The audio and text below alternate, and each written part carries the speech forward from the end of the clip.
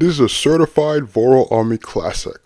The DC Universe is home to many sensational heroes and villains, with Nightwing, aka the original Robin, being one of the greatest characters DC has to offer. Like, Grayson gotta be in the top 5 at least when it comes to DC characters. Happy New Year, everyone. In today's video, we'll be going over Nightwing's electrifying debut in the classic 03 Teen Titans series. So without further ado, my G's, let's get right on with the video.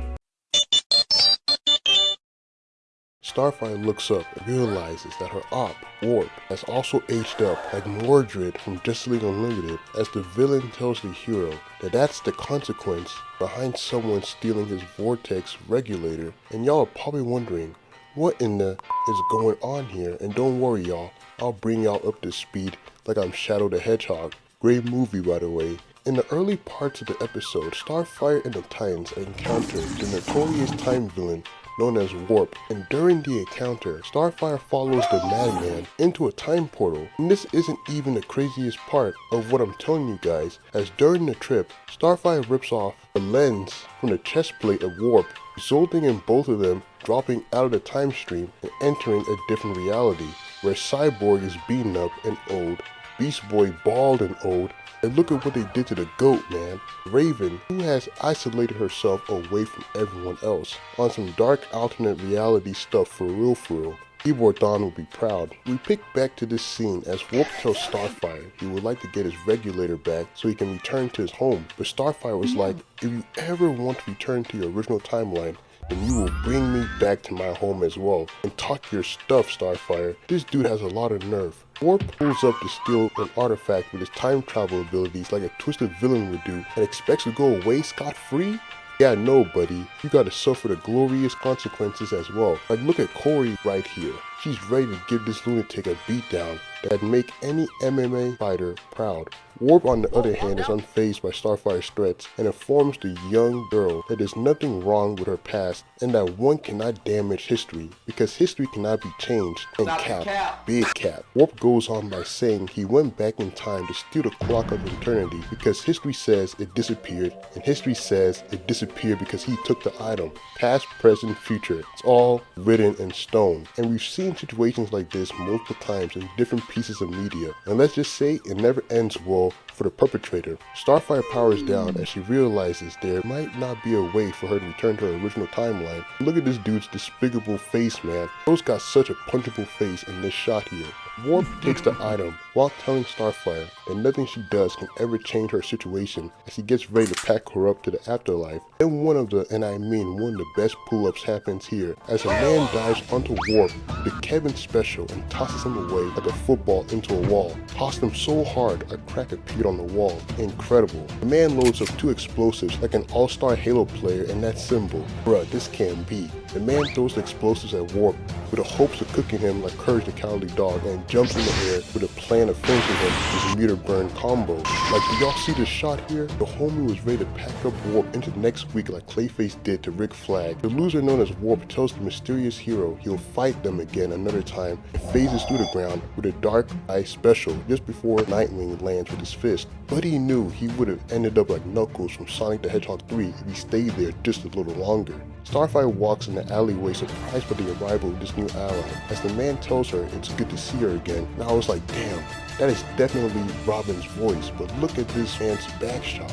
From this shot alone, I know the homie has been on peak conditioning training in his entire timeline. Starfire calls out the name Robin, and the man tells her that he hasn't used that name in a long time as he walks out of the shadows to reveal himself as the 99 overall talent Nightwing. And man, y'all, this was such a fire introduction the first time I watched this episode back then. It was so good seeing Nightwing appear here, because we gotta remember, Dick Grayson first became Nightwing in a Teen Titans comic, so seeing Grayson as Nightwing here, special in my opinion. The man stands too. You can tell he's still about that business of frying villains, but he even got the Batman the Animated Series mask going on too. Not to mention, the theme song during the sequence was so powerful too, one of the best ones in the series in my opinion. We pick up to Nightwing's base as Starfire looks at the old Robin suit, while Nightwing hands a blanket over to her. Grayson tells Starfire he's heard she's been looking for help to get back to her original timeline. Starfire, who was in her depressed, Twitter saga informs her alternate friend that there's nothing he or anyone else can do, as the past cannot be repaired and the future cannot be altered, no matter how wrong it seems. Damn, man. I know there's gotta be a Wally West flash in this timeline. Y'all gotta go hit him up quick, man. But for real, such a tragic line. And it blends well with how this episode has portrayed itself as so far. Nightwing puts on his Denzel Washington motivation badge as he asks her, "It's impossible? Good. If memory serves, we've done the impossible before." And Grayson looks fire. And I know there's a lot of people out there who hate Nightwing with long hair, but I gotta say it fits him perfectly here. Maybe because of the art style too.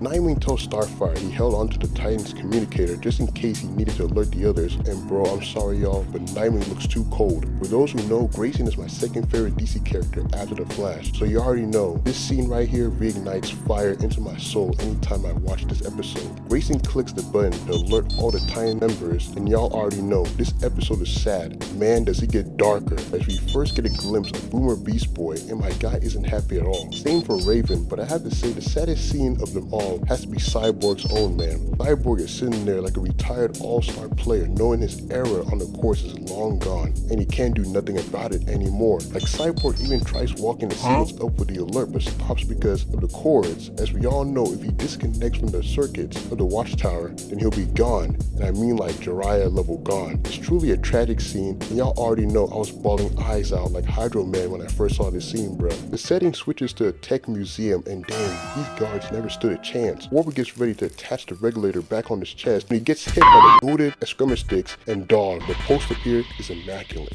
I've said it before in previous videos, but Grayson is for real one of the best characters in anything he's placed in. Nightwing grabs the WWE mic and tells Warp the future will have to wait as he just ran out of time. Such a cold line. Warp, who couldn't believe these pests ruined his diabolical plan, again fires his blasters at the two heroes, and y'all already know the Titans can jump. They're one of the best when it comes to utilizing the jumping coalition technique, and that statement of mine is proven to be true here. Nightwing and Starfire launched a combined assault on this middle-aged geezer. Bro had to pull out the future Gohan energy shield just to make sure he didn't get injured, and Nightwing does it again with another glorious pose. Warp believes his shield withstood the attacks with that big grin of his, but when the shield went away, that guy was pissed, and I mean atrocities level pissed, as my guy spams more beams at the heroes, and even pulled out the signature Dragon Ball Z deflect technique at Starfire. Like Buddy was mad.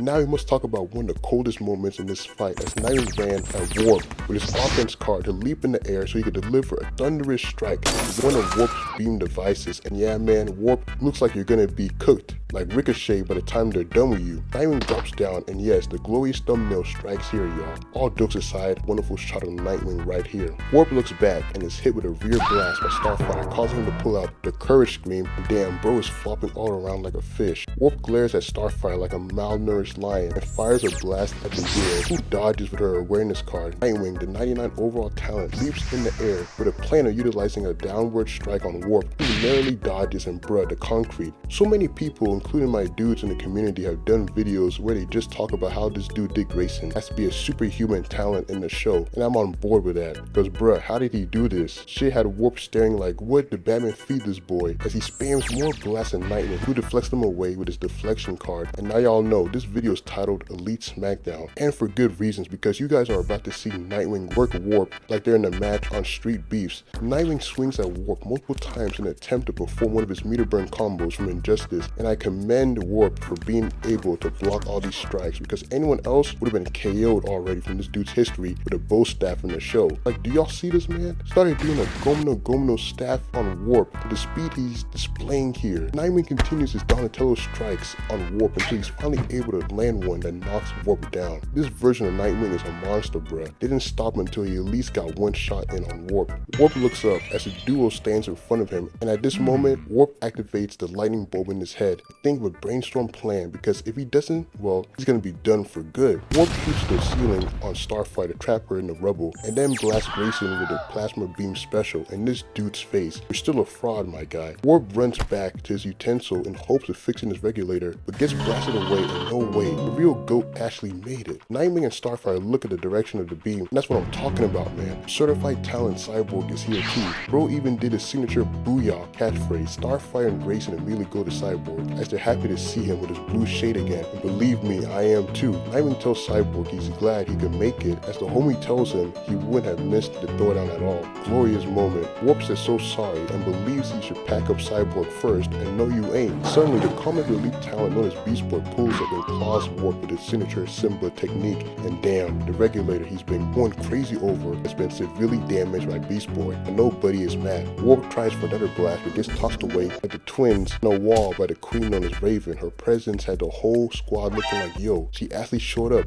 Beyonce type energy. Raven reveals herself as she tells the clown villain that no one hurts her friends, and talk your stuff, Raven. Raven flies over to her squad, and look at this glorious shot of the Titans man. The next shot is funnier as Beast Boy looks over at Nightwing and complains about his hair being gone, while his homie has grown long black locks. Grayson's pose adds more to the scene as well, like he's ready to get stuff done so he can go see Barbara. Warp activates his portal as he tells the Titans his time has come, but in 99 overall talent, Nightwing was like, nah, you're done, and throws a projectile at the villain who does the same. Unfortunately for Warp, Grayson's projectile goes right through his and shatters his regulator. Damn. Cracked around like a broken windshield, sparks flying around like he just went Super Saiyan 3. Yeah, he's done. Warp screams out no as he undergoes the same side effects Polnareff underwent in Stardust Crusaders and reverts into a baby. Damn, Nightwing was ruthless but deserved. Cyborg puts the regulator on his cannon so he can reopen the portal to Starfire's home. Starfire looks at the others and asks them, is there nothing she can do to change their future?